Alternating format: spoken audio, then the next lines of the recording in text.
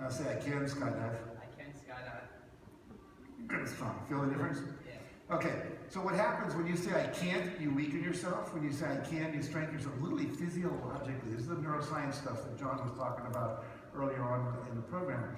So we have to give up negative language. I'll try. I have to. It disempowers you, as opposed to I will, I can.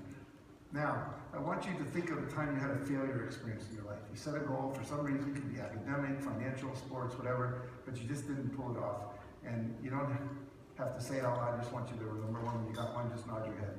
Got one? Okay. So put your arm up. Go back to that moment when you knew it was going to be a failure. You're dropping the ball, they're kicking you out of school, whatever it was. And just keep thinking the thought about that memory. And as you're thinking that thought, notice what happens to your arm. That's the weakest it's been so far. Would you agree? Yeah. Okay, now I want you to think of a time you set a goal and you achieved it. You're really proud of yourself, felt good about it. And when you have that, nod your head. Take your time. Got it? Yeah. Do the same thing. See what you saw at the moment you knew was a success. Keep thinking that thought. And there's this now. Good, strong. Relax your arm. So we see that when we focus on our failures, we weaken ourselves. We focus on our strengths and our successes, we strengthen ourselves. So one of the things I always have people do when we have staff meetings, we go around and for 1 minute everyone tells a recent success. I did this, I did this, I did this. Brings the energy in the room up. If you've had past successes, makes your subconscious mind believe you can have future successes. Do one more thing with me. I want you to think of someone you don't like. I'm not going to say their name. I want you to send them a negative judgmental thought. Keep thinking that thought. Notice what happens to your arm. Weaker still. Now think of that same person, but I want you to send them a thought of forgiveness, a thought of, I know you're doing the best you can with the limited skills and awareness you have. And just keep thinking that thought.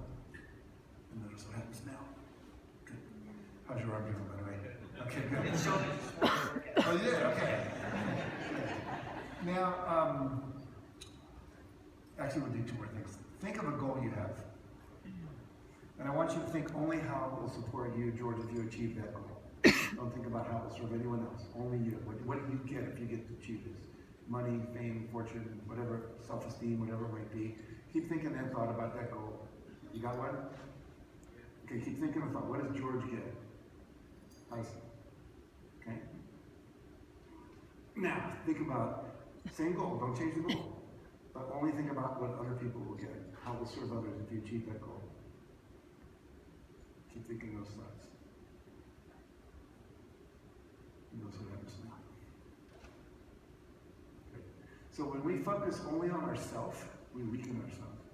When we focus on how we can serve others, same goal. Could be to make $1 million, could be to own a Mercedes-Benz. But instead of focusing on I'm going to be cool and all the women will think I'm cool, focus on how safe it will be for your brother, your sister, your children, and all of a sudden it changes everything. So when you're doing business, if you can only think about how it's going to serve others.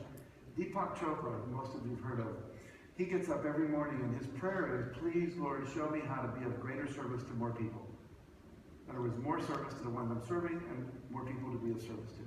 And that's how his empire, if you will, has grown. And the same thing is true for almost all the businesses. They continually go, how can we serve people more? How can we give more? You're going to get more for sure, but you focus on giving more.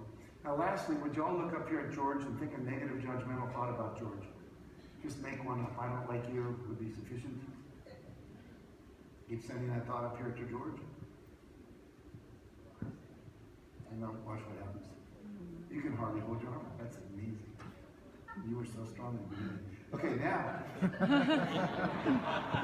Everyone send him a positive, loving thought. He volunteered. He's up here. He's been obviously transparent.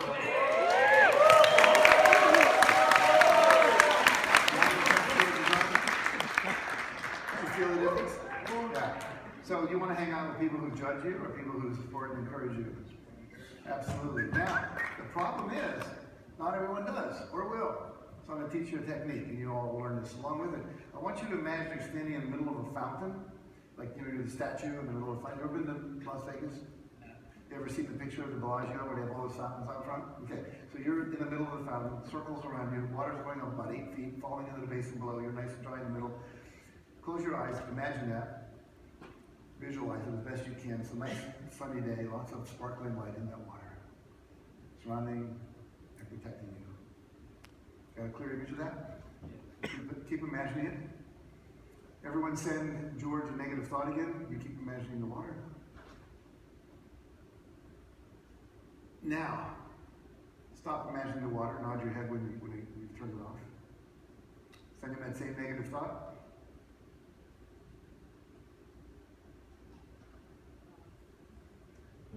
Bring the water back. Tell me when you got it, George. Send him the same negative thought. Good, strong. Okay, good. Now, you have the capacity to protect yourself from any negative energy that ever comes at you simply by surrounding yourself with light or an image of water going up. It's really cool. One thing, you always want the water to go up. If I do this to George, watch how fast his arm goes down. If I do this, his arm is strong again. So the reality is, this is what, when people do Tai Chi, the first movement they do in the martial arts is they go like this.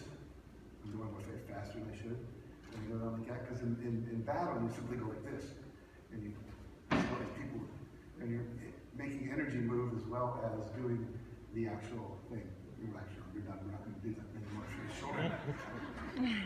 All right, so let's give George a hand.